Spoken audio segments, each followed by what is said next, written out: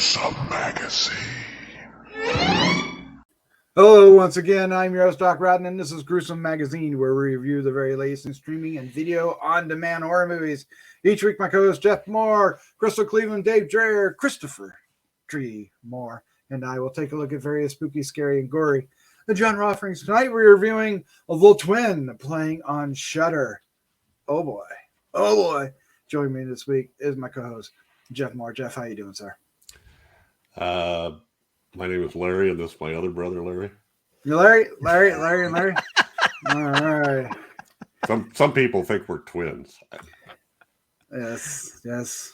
All right, well, make it a horror movie of Newhart. Yes, there you go. Oh, no. All right, and the show would not be the same without the one and only award-winning filmmaker, Christopher G. Mohr. How you doing, sir? I'm doing good. I'm glad I can watch movies with you guys, and it just gives me excuses not to travel out of the country. Yes. Why would we ever want to travel out of the country? Weird things that happen, so I appreciate you giving me reasons to not spend money.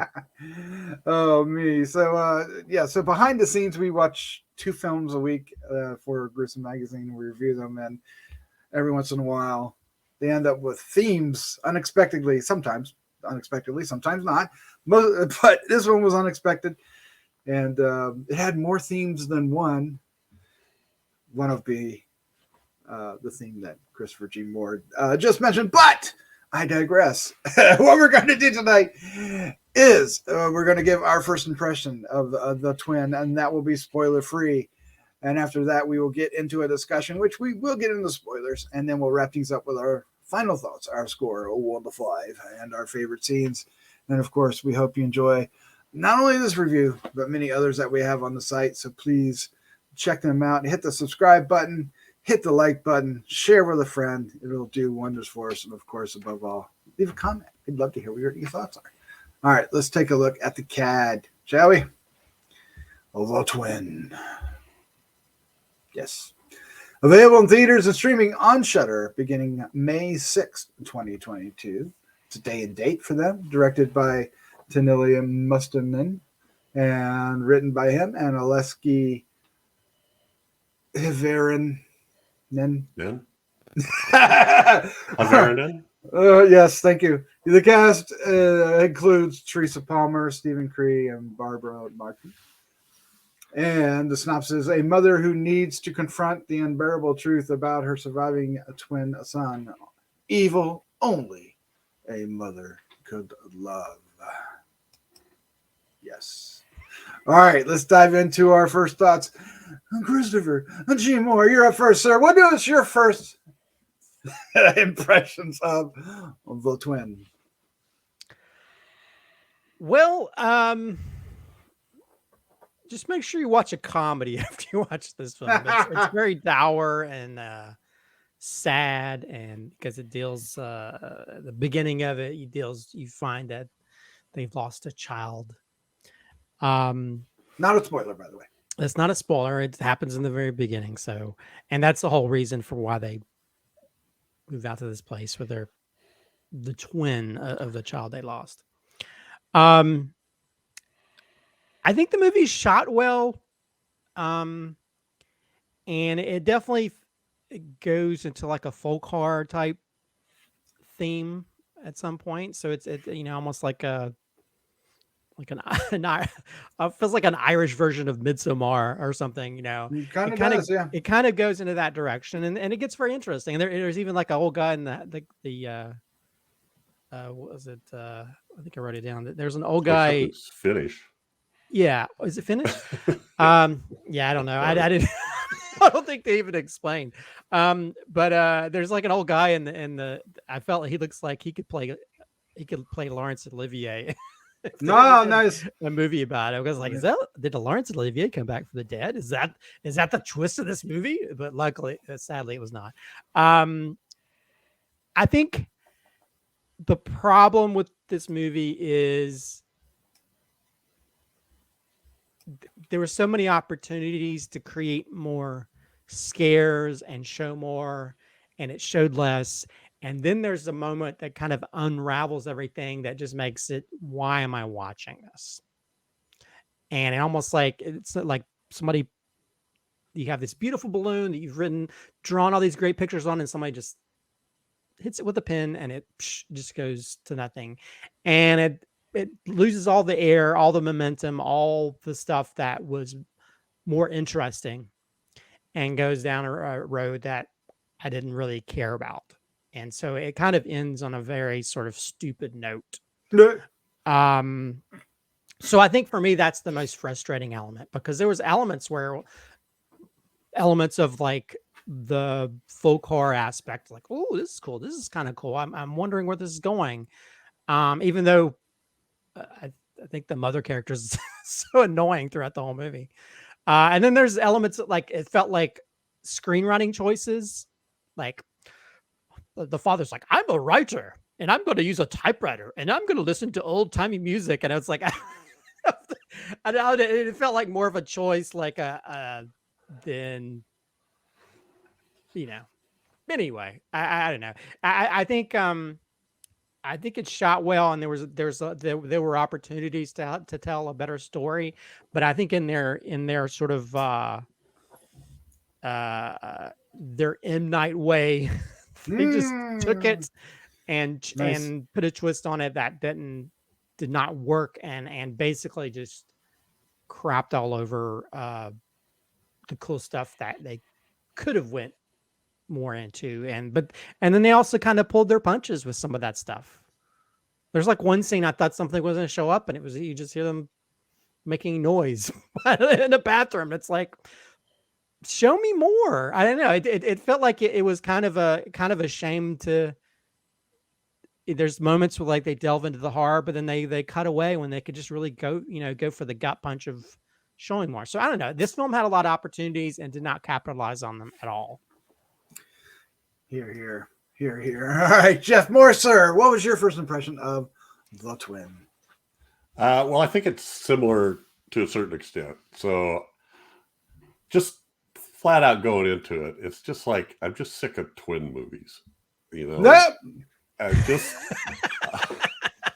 just seems like every time I turn around, there's another twin movie. It is an evil twin and a good twin, or a twin that's not there, or a twin that is there, or is it a dead twin, or is it anyway. I really, really liked the style. So having said that, we got into it. I really liked the style and the score and the cinematography. I thought it was a great atmospheric horror. It was giving me goosebumps, and I was holding my breath. I was really riveted. And there was some parts there, as you go through it, I'm getting like, feelings of like you mentioned, Midsommar or Rosemary's Baby, even, or maybe The Devil Rides Out. There's an image that, and I don't think the filmmakers make no bones about how they kind of started with local mythology, but then carried it into, big borrowed and steal whatever they could to create the atmosphere they were looking for. I loved the house. I thought the house was really cool. I thought the acting was great. I loved Teresa Palmer as Rachel. I thought she did a great job. And I also love Barbara Marten as Helen, who is sort of the one person there that doesn't treat Rachel like an outsider. But God knows I love twists, but they have to be honest twists. And I was totally bought into what was going on. I thought it was an excellent supernatural / occult horror film for the first hour and 25 minutes. And then it says, F you to the viewer. That's what you thought you were watching and you're all built up for. And I don't know, maybe that's going too far. I'm not trying to give away spoilers, but so yeah, that's where I'm leaving. And I was really mad at this too, Doc. Really mad. Yeah. Oh, when that came out with that, then I tried to rationalize. I actually watched it. Well, wait, I'll save it for spoilers. There you go. I think you're being far too generous. I think this movie says F you to the viewer far sooner than that. But anyway, yes, I agree that the cinematography in this is actually good. I don't know if they the music caught my attention. But it is a good looking film. It's a well made film. But the storytelling is awful. I did not like the acting at all from anybody. Sorry. I liked Teresa Palmer before, Warm Bodies, Lights Out. There's lots of movies that we've seen her in that I like. And liked her in, especially Warm Bodies. But this, I was so aggravated. And it might have been the character more than her. I mean, she probably is just playing the character it was written, but it's just so aggravatingly. I did not like this movie. I was never caught. It never caught my attention. I was never riveted. I know where it wanted me to be riveted, and I don't blame anybody that might have been in there. But oh my god, this movie was a total snore. It was boring. It did not handle the material well. It didn't know, because it was so bent on this twist. That's, we'll save how obvious it might be. That it just didn't really know where to go. Christopher, you kind of backed that up with pulling its punches, because it didn't know it wanted to go there, right? Because it kind of wanted to tease you to go there, and that it just became so annoying and aggravating, and I was never entertained by this movie. And it's really, what makes it even more frustrating is, it's not a badly made film. It's a badly told film. I just don't think this movie is put together well to tell its story. It's just steam. There's steam coming out of me. If I didn't have these on, steam would be flying out my ears. I'm telling you right now. I don't get angry at movies often, do I, Jeff? Yes, you do. Okay, I get mad at movies. It's not as often as I cannot lie. But no, this movie kind of is a bumble fest. I don't think this movie is very good. Boom. All right, go, Jeff. You were going to go. Well, the movies that you get mad at I don't usually get why you're getting that mad at them. Yeah. I didn't think the storytelling was particularly bad. I mean, I was sucked in and I followed it all the way along. I thought Teresa Palmer was great. The one that pissed me off was her husband, Anthony, that played by Stephen Cree. And I think he did okay. Well, he's also given... his well, you find out later thankless. why he's being the way he is, but he's a disinterested jerk. By the way, we're in spoilers. Spoilers. Yeah, sorry. So that's okay. Anyway, I thought she played that part really well. I thought. Well, I think here's my issue. I think they played their parts okay, but it was more. It had more to do with the twist than the reason the way they were acting. Like, I was very frustrated with the father character. I was like, I don't understand why he's making these decisions. Right. And then by the end of it, you understand why he's doing that. But to me, just like, I mean, I feel like a lot of these movies are like, these are horrible parents. Maybe they shouldn't have children because they're just so idiots. But yeah, and I think, there's that because there's a certain decisions they make. I don't understand. I mean, it's like 1 minute she's like, I need to keep a watch on the kids. Next minute, I'm gonna run off to town. So there's like these choices where, and I feel like I feel like there's definitely, I think there's a good story there. I think that the choices that they make don't make a lot of sense, and by the end, why? Can I ask you who they is? Is they the characters or are they the screenwriters? I think there's elements of a good story there, but the way it plays out doesn't really make a lot of sense. You know what I mean? Mm-hmm. And then it's like, if you're going to go to town, because I wanted to see more. Like, I wanted to see a fucking monster come out of that lake. You know, I want to see that. There's a part where the crazy old lady, she goes in her bathroom. You're like, is she getting attacked? What's happening? And it's just no, she's just having visions. So it's like, what? So you're gonna spend part of the movie just showing her like, oh, I agree. I'm That having was bad visions, and they're like, Don't- no, show don't some go. kind of Don't monster. go. You know, I mean, it's like, we hear these you know- weird kind of gasping and sort of liquid noises yeah, behind the door, and then you're like, oh, I just had visions, and then there's another part where she's in a bed. I'm like, there's like, you know, and to me it got more interesting when you had all of them dressed in their crazy Satan robes or whatever, and they're painting on her belly, and then it's like, but then what came of that? What was that? but then it's like, I feel like it's like, well, I guess to them it doesn't need to make sense because we're in Spoilerville. It was all in her head. Yeah, and I don't know. I by the time we're done, I couldn't really make any sense of what the hell happened. I was trying to fit the twist into the ending. And they had 2 endings, and that sucked too. Because you had the one where you're like, oh, I finally Well, and like, no. Big time spoiler. But you saw Helen's head go by.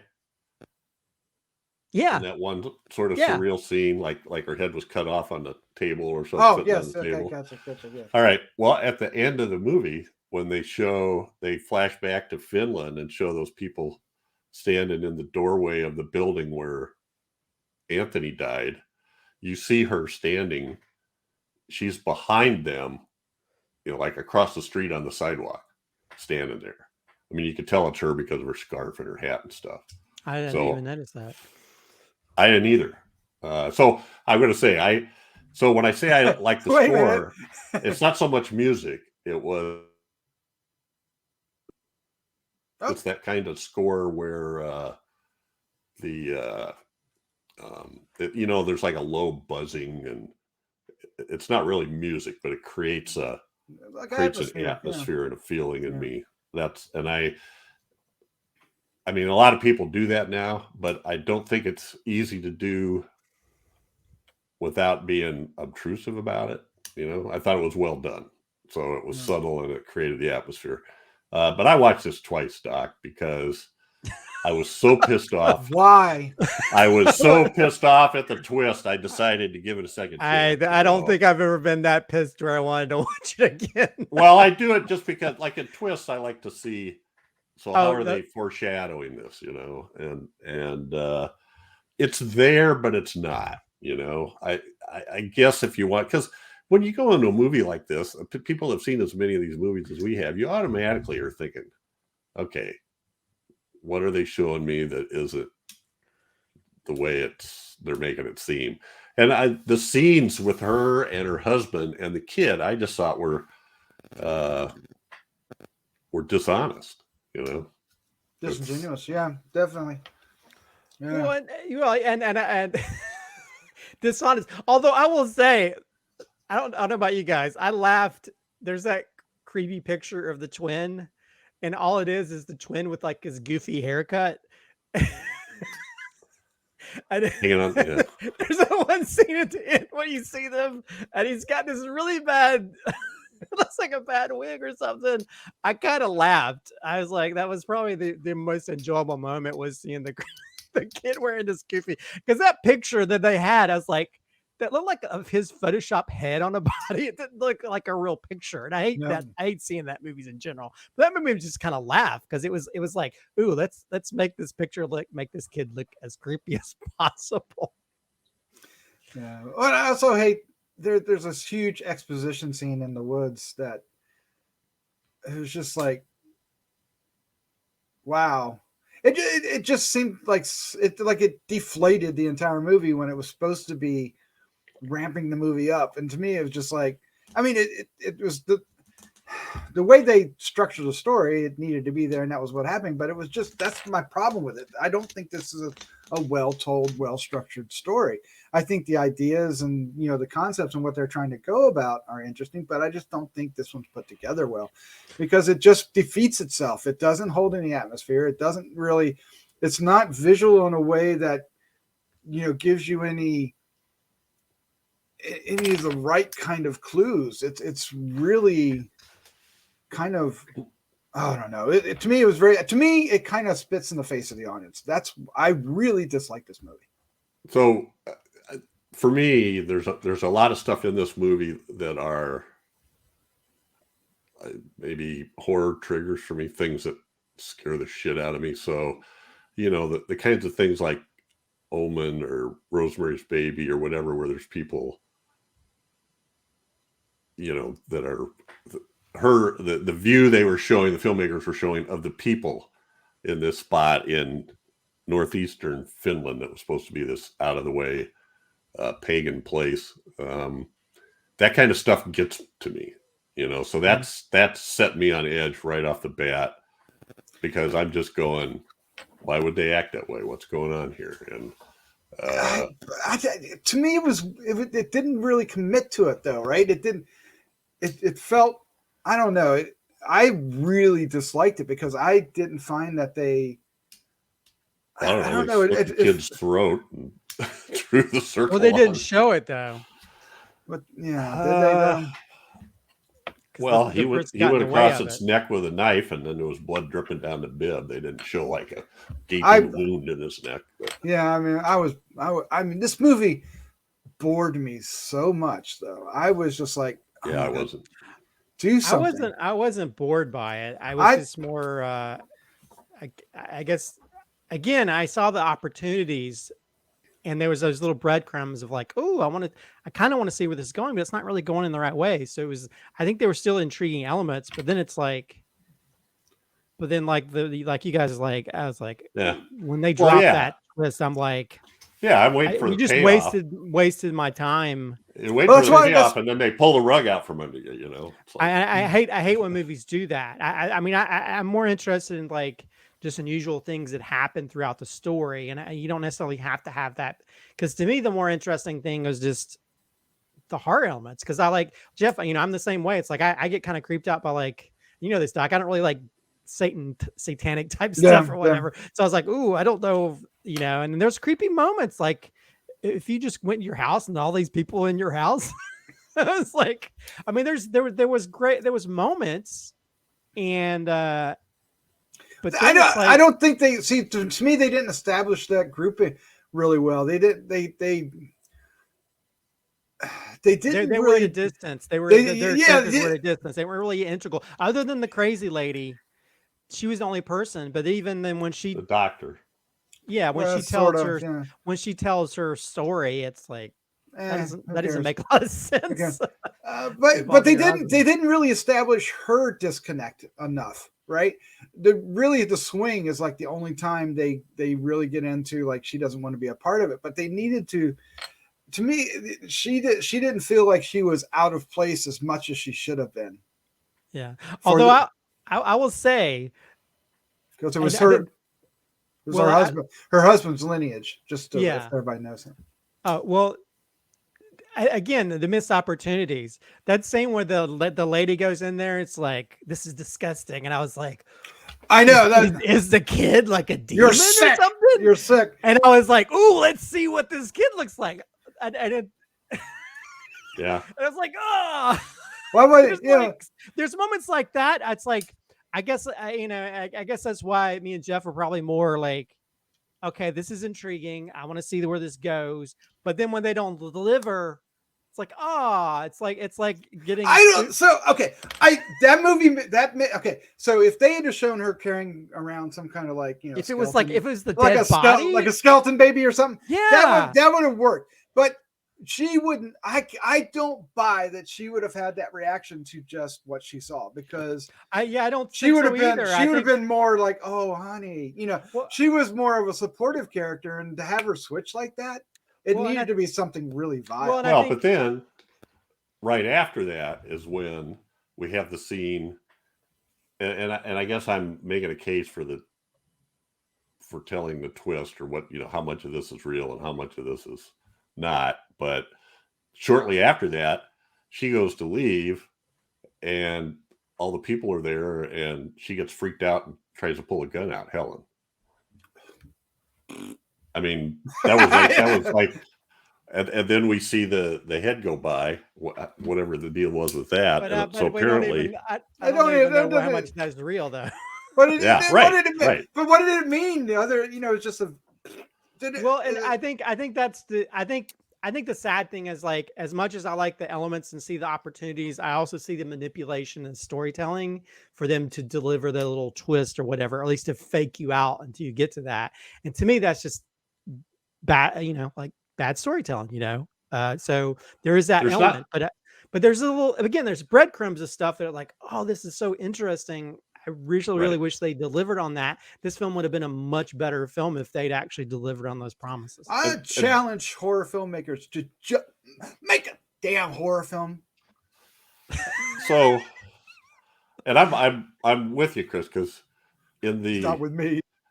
Well, if it's going to be, it's much more interesting if you tell the story in such a way that you're not sure. As you're going along, you see both sides, but I didn't see both sides. They needed to have a little bit more blatant breadcrumbs for me, I guess. It was what I could see it afterwards. But while I was watching it, like the father never touches the kid. The father never talks to the kid really, unless she says he's missing. She runs outside and starts yelling his name. Well, then apparently he runs outside and starts yelling his name just to make her happy. I mean, he never runs up to the kid. He never.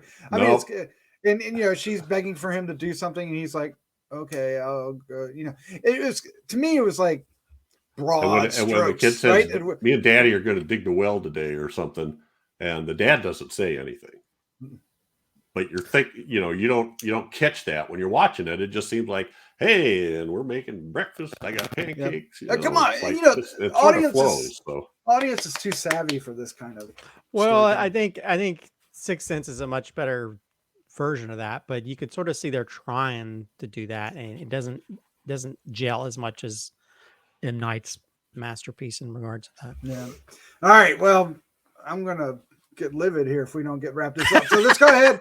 Let's give us our final thoughts. Our score 1 to 5, and our favorite scene. All right, Christopher G. Mohr, sir, you are up first. Yeah, this film has elements that, if delivered properly, could have been a really cool sort of folk horror type film. Mm-hmm. But it doesn't. and a lot of the blame can probably go to how they have to tack their little twist on there. Yeah, Christopher G. Mohr, that your sir mix a lot. That's a big butt, sir. It is. It is a big butt. But I will say, I was like, I mean, I think the elements like, ooh, what's happening here? Her trying to figure stuff out, and then when you just basically create a scenario where they just, we're just gonna, pop your balloon and pop all of your enthusiasm for what could have been, and I will say the film frustrated me in parts. And there's other parts I was like, oh, this is kind of intriguing. This element is intriguing. Where's this going? But then it's like, it doesn't, by the end of it, doesn't really matter. So it's yeah. So, but it just, if you want to see a twin movie, go watch The Shining. But I will say it's shot well, and it does have a few elements that I was kind of interested in. I think just if they'd sort of like streamlined a little bit more and actually hit some of the horror beats a whole lot better, instead of just teasing us, but not in a good way, it would have been a much better film. So, but visually, I think it looks great. But the storytelling was a little bit of a mess. I will give this a I'll give it a middle of the road. I'll give it a 2.5. Generous. And that's being generous, but I'll say that visually, I like some of the visuals in it. The cinematography I think is great. And those few elements that had me like, ooh, make me not hate it as much as one other person in this chat. As for favorite scene, hopefully I'm not selling anybody's, but I kind of like, I like the sort of the weird ritual scene by the lake. I think that's when I was like, what is happening here? And then, but then they kind of don't pull their punches even on that, but visually, that's when it kind of cool, because there's that overhead shot, because there's a whole thing about circles, and so the way that was shot, and especially the overhead shot, I thought was really cool for the film. So that's probably the scene that was my favorite scene in the film. Very good. Yeah, I think it might be one of the highlights in the movie. Sure. Jeff Mohr, sir, your final thoughts, your score.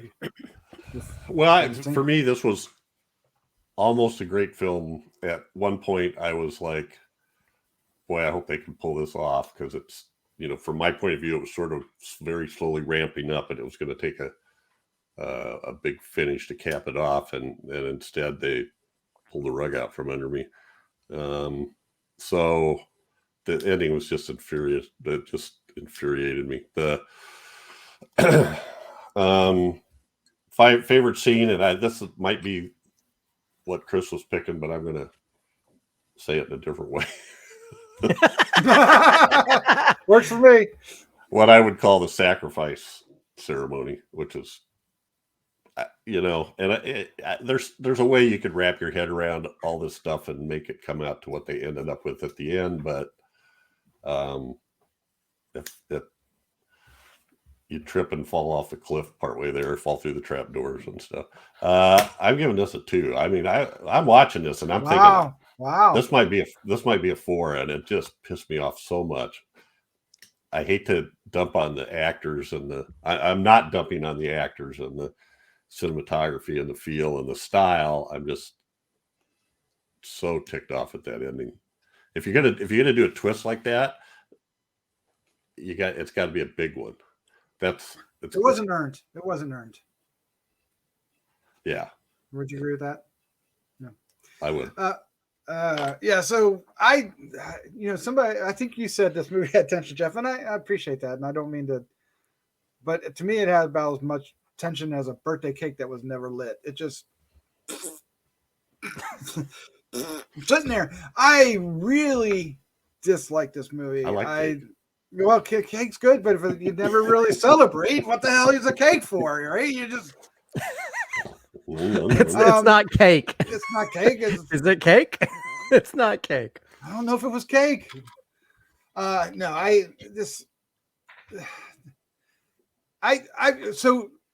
kind of pooped on Teresa Palmer's performance here, and I'm not sure if it's her performance or the way the character was written, because there's a moment in the movie when she questions herself, right? And because of what she's being told, but I never bought it.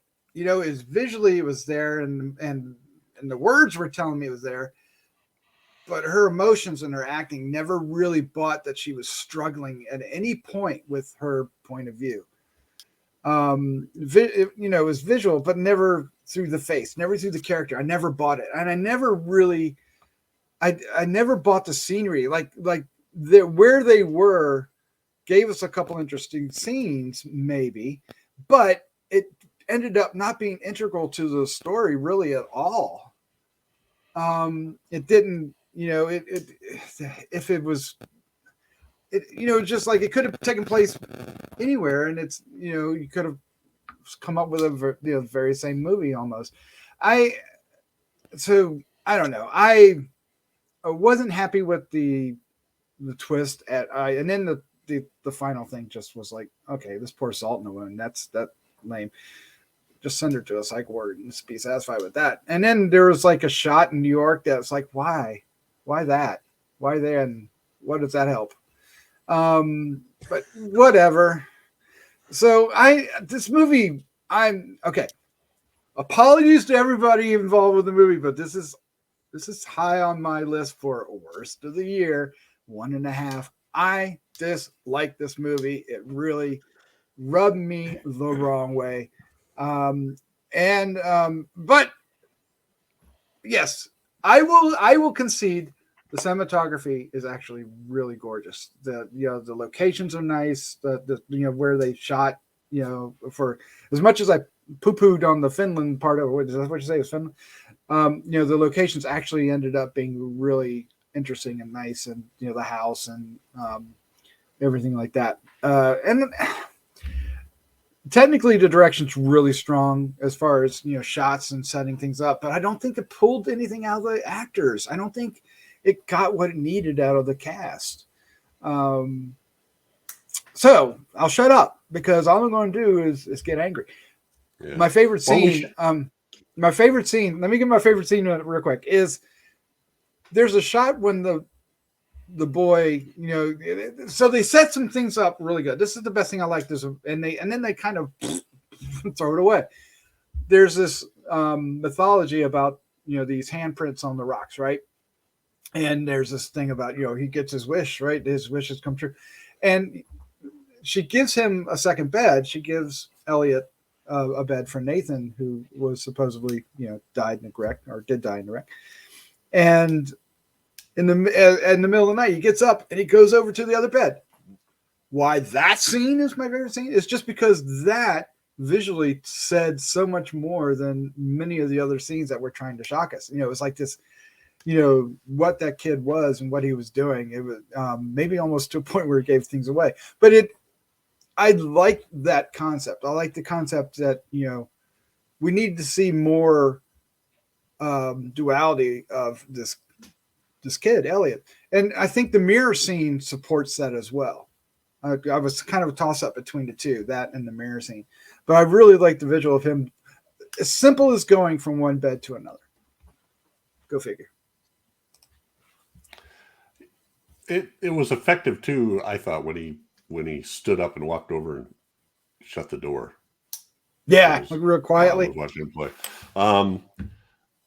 We should say these are the filmmakers that made the two that made Lake Bodom, which is very popular, right? Doesn't seem right. So yeah, the director and the writer, or the co-writers are the director and the producer. So. Yep. And that movie is held in high regard to a lot of people. So a lot of people really like that movie. Yeah.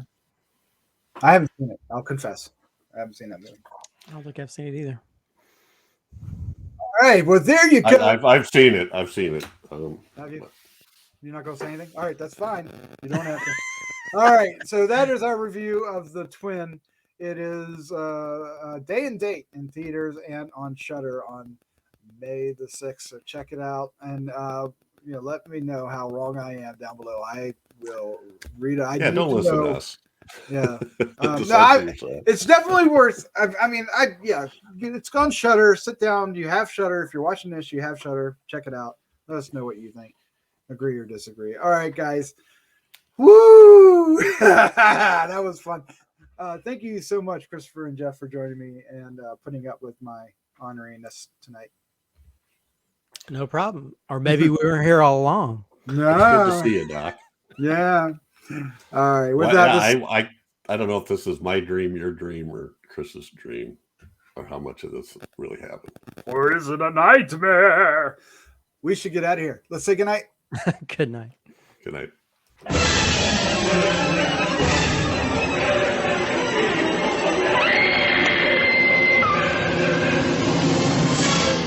Gruesome Magazine.